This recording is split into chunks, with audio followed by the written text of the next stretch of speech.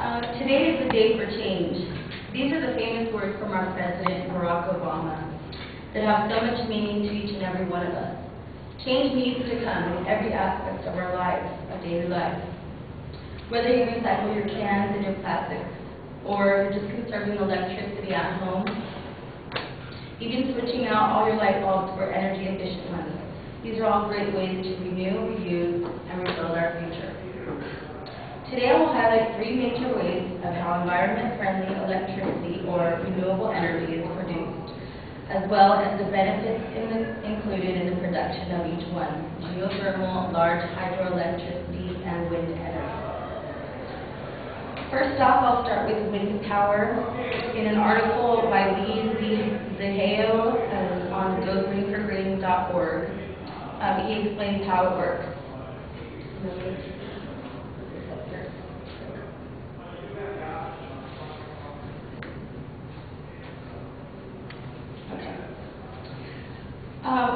Wind power comes from wind machines that use blades to collect the wind's kinetic energy. Windmills slow down the speed of the wind so the wind flows over the blades, causing them to turn. The blades connected to a drive shaft turn an electric generator to produce the electricity. You can see, like right here, this is an example of a row of them, and they collect the energy and they push it down to that generator on the end, which then carries it right up onto the grid. And there's a picture of them in action. And the benefits of wind power is that wind power generates electricity with no air emissions and no water for pollution and waste. There's no need for cooling water, no fuel to mine, transport, or store. Another benefit is the cost. Wind energy is the least expensive form of renewable power. A typical wind turbine can provide enough energy for 328 non-electric heated homes. Secondly, I'd like to talk about hydroelectric power.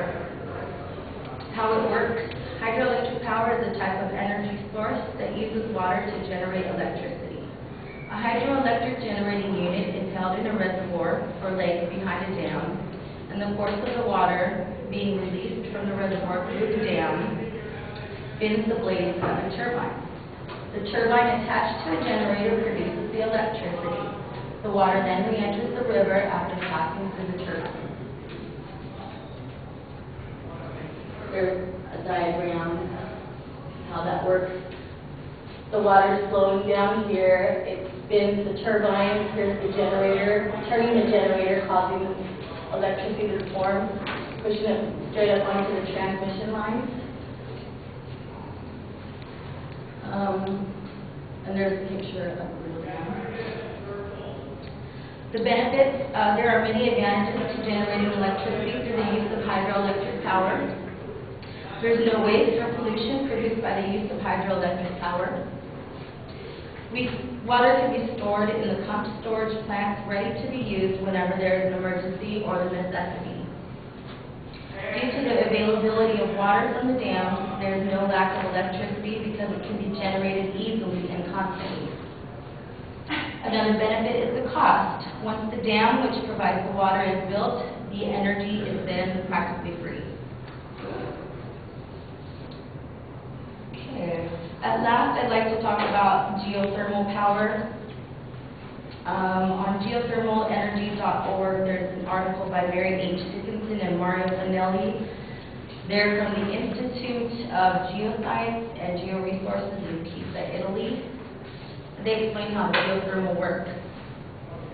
Geothermal power is energy generated from the heat stored in the earth, or the collection of absorbed heat derived from underground. The largest group of geothermal plants are located at the geysers in California, United States, the Philippines, and Iceland.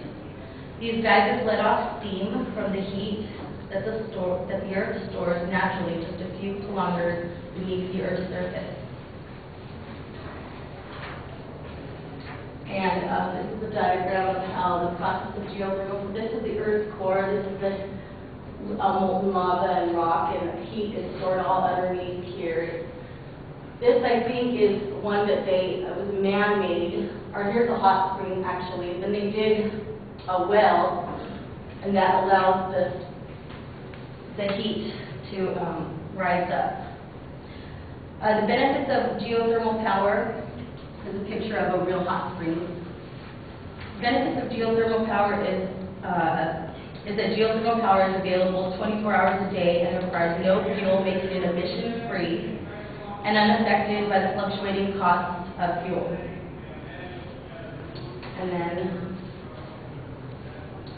here is a diagram that I gathered for you. I made the table myself. I couldn't download it. But this is from the Energy Information Administration. You can see that from 2002 to 2006, each one of these have been used even more from 2002 to 2006. So as you can see from the years 2002 to 2006, on this information I gathered for you, that these resources of renewable energy have climbed in numbers as far as usage and will continue to climb for years to come. All of these sources are low in cost, they are all natural, and all of them benefit our Earth and our future to come. There is still some work to be done to make alternative or renewable energy cheaper and more effective. But when the problems are fixed, the probabilities are endless.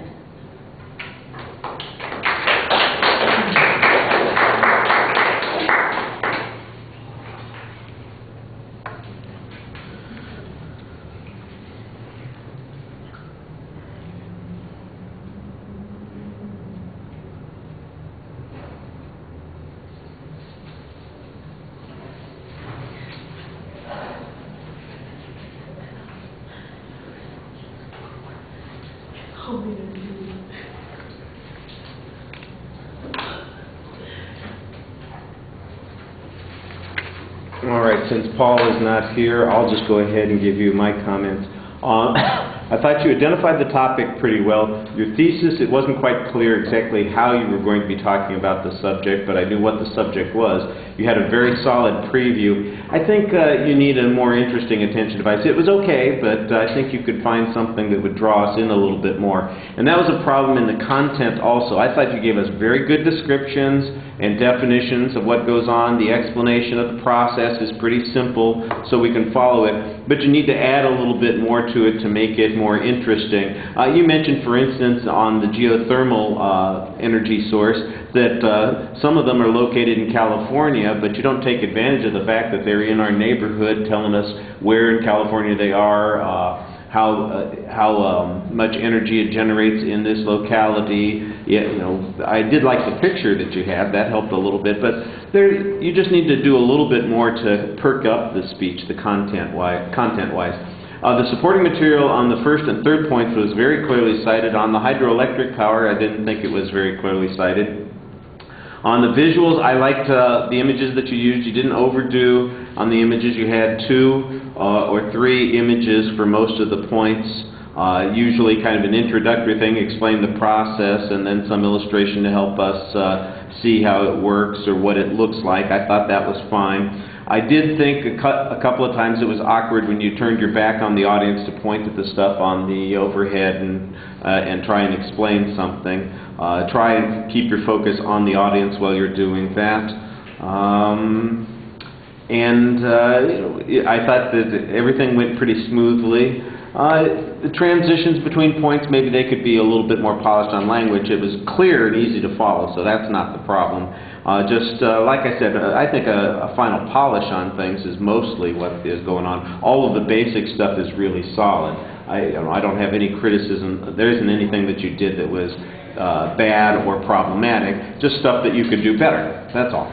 All right, thank you.